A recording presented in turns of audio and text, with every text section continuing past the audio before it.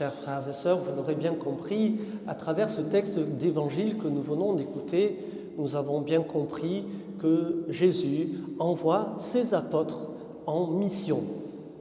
C'est important ce mot, la mission, c'est un terme que nous employons souvent, nous aussi, pour parler de la mission de l'Église. Et puis vous savez que le vocabulaire a peut-être un peu évolué depuis, il y en a qui parlent de nouvelle évangélisation, etc., etc. Mais c'est important, vous voyez, la base de tout, c'est que Jésus lui-même envoie déjà ses apôtres en mission. Et puis après, les apôtres, en accueillant l'évangile de Luc, on va se rendre compte que Jésus n'envoie pas que ses apôtres en mission, il va envoyer aussi tous ses disciples avec à peu près les mêmes instructions. Et vous voyez combien il est important que tous, nous puissions participer à la mission de Jésus-Christ. Parce que c'est ça qui est en jeu. Vous voyez, quand on nous dit que Jésus donne la capacité ou le pouvoir, peu importe le terme qu'on emploie, à ses apôtres de faire comme lui, c'est-à-dire de guérir des malades, de purifier des lépreux, de ressusciter des morts, d'expulser des démons, c'est bien la preuve que Jésus donne la capacité à ses apôtres de déployer la mission que lui-même est venu inaugurer au milieu de nous. Nous participons à la mission du Christ et c'est toujours important de se rappeler cela. Il y a une chose qui est très importante aussi, c'est ce qu'on nous dit, la première phrase de l'Évangile que nous avons entendue. Jésus, voyant les foules, fut pris de compassion envers elles parce qu'elles étaient abattues et désemparées comme des brebis sans berger. Vous voyez ce qui est important, et je pense que c'est ça la base de la mission, c'est avant tout cette compassion de Dieu à l'égard de ses brebis, à l'égard de tout être humain, à l'égard des hommes et des femmes. Ça commence là, la mission. La mission, c'est le déploiement de cette compassion, de cette miséricorde, de cet amour de Dieu pour toute l'humanité. Et ça, c'est le fondement, frères et sœurs, que nous ne devons jamais oublier. Certains spécialistes de la mission nous diront que la véritable mission, c'est un débordement d'amour. C'est l'amour qui motive le fait d'aller vers les autres et de leur parler de Dieu, de les aider à se tourner vers lui pour qu'ils puissent accueillir de lui toutes les grâces de paix, de consolation et tout ce dont nous avons besoin, bien sûr. Vous avez vu au niveau des instructions que Jésus donne à ses disciples, il ne leur demande pas de faire des longs discours. Il leur dit juste, quand vous allez rencontrer les gens, dites-leur, le royaume des cieux est tout proche. C'est pas, vous voyez, comme annonce, c'est assez bref. Hein. Voilà. Et puis, il leur donne aussi cette capacité, effectivement, de manifester les signes, les guérisons, les expulsions de démons, etc. Il leur donne en capacité de réaliser les signes qui vont effectivement démontrer que ce royaume de Dieu est effectivement tout proche de nous, bien plus proche que ce que nous pensions peut-être au début.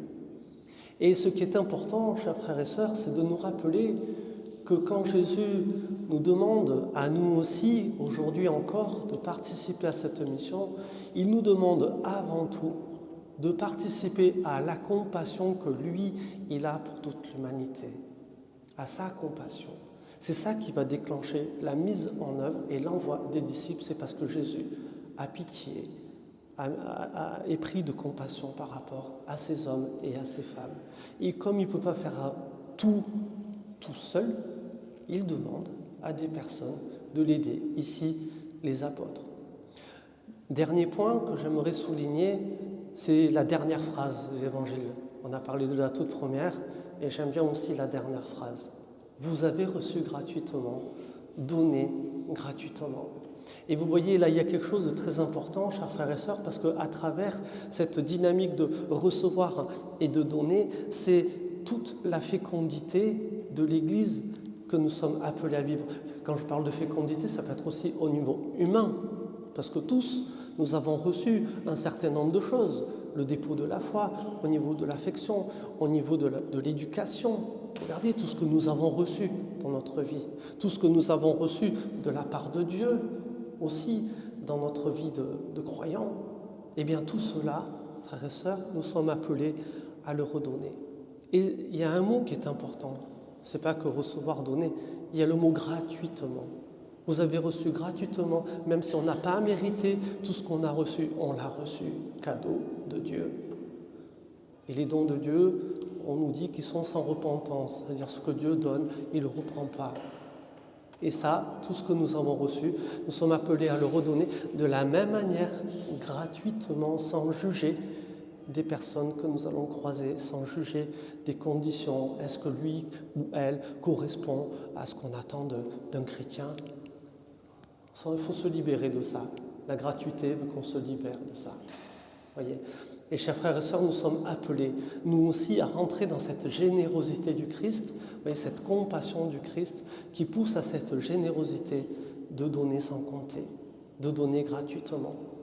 Voilà, alors aujourd'hui, en accueillant ce bel appel à la mission, nous nous rappelons que le Christ compte sur nous encore aujourd'hui pour manifester sa compassion pour tous les hommes et les femmes. Nous participons, frères et sœurs, à l'amour de Christ pour les hommes et les femmes de ce temps. Et c'est ça la mission qui devrait nous motiver, nous aussi, pour aller trouver les gens et simplement témoigner de notre foi. Après, prendre la décision de croire, ça, on ne pourra pas le faire pour eux. Ça se passera entre Dieu et eux. Mais nous pouvons être ces personnes relais, ces témoins sur le chemin des autres personnes et dire combien c'est important pour nous de croire. Qu'est-ce que ça nous apporte dans nos cœurs, dans nos vies. Et puis après, laissons le Seigneur faire le reste. Laissons le Seigneur œuvrer dans les cœurs. C'est lui qui va déclencher toutes les conversions dont nous sommes témoins aujourd'hui de manière étonnante, vous savez, avec tous ces catéchumènes qui demandent à cheminer vers le baptême, vers la première communion, vers la confirmation. Voilà. Rendons grâce au Seigneur déjà de nous avoir donné à nous d'être là. Peut-être nous avons été touchés par sa grâce, c'est pour ça que nous sommes là. Peut-être que nous avons beaucoup reçu de sa part. Et bien maintenant, si vous voulez bien, chers frères et sœurs, c'est pas suffisant de reconnaître tout ce que Dieu nous a donné. Apprenons aussi à le donner aux autres. Amen.